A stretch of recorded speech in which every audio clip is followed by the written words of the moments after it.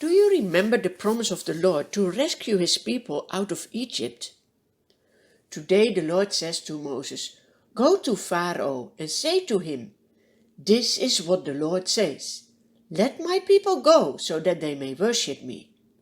If you refuse to let them go, I will send a plague of frogs on your whole country.'"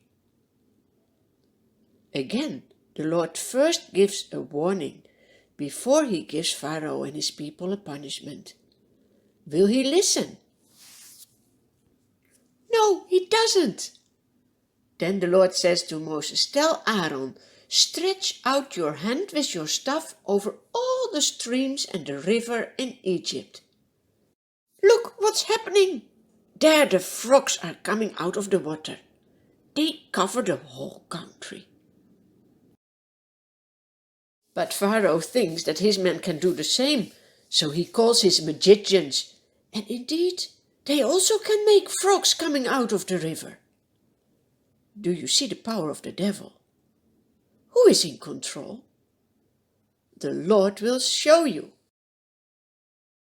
It is terrible. The frogs are everywhere, not only outside, but they also come into the homes. Do you see they are jumping through the window?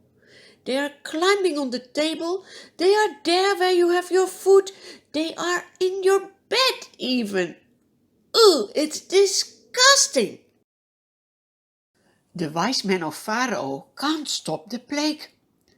Pharaoh calls Moses and Aaron in his palace. Do you see? Even his palace is full of frogs. Pharaoh says, "Please pray to your Lord that he will stop this plague and that he takes away these frogs from all my people and out of my palace. Then I will let your people go to offer sacrifices to the Lord." But Moses says to Pharaoh, "When do you want me to pray?" So that he would know that it's only God who can stop this plague. Pharaoh says, "Please do it tomorrow." The next morning Moses prays to the Lord, and the Lord answers the prayer of Moses.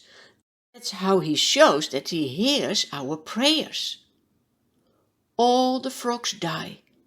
The people sweep them out of their homes, they pile them up, and the whole country is smelling so bad.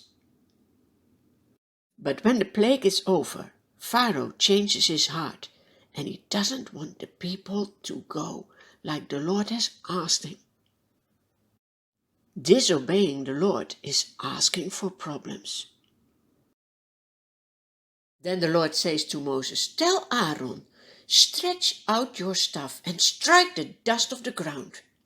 And throughout the land of Egypt, the dust will become mosquitoes." Imagine so many mosquitoes. They bite you.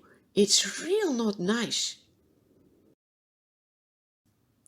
The magicians tried to produce mosquitoes as well by their secret arts, but they couldn't.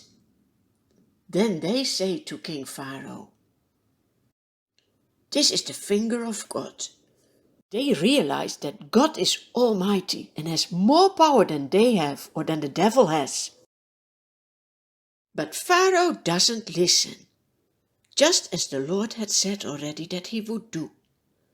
Do you see that God knows everything? God shows his power so that the people will acknowledge him and honor him. That's what God does nowadays as well. He shows who he is, and you look around yourself in the creation, you see his power. Or you see it in your own life when he answers your prayers. Give him always the glory for who he is.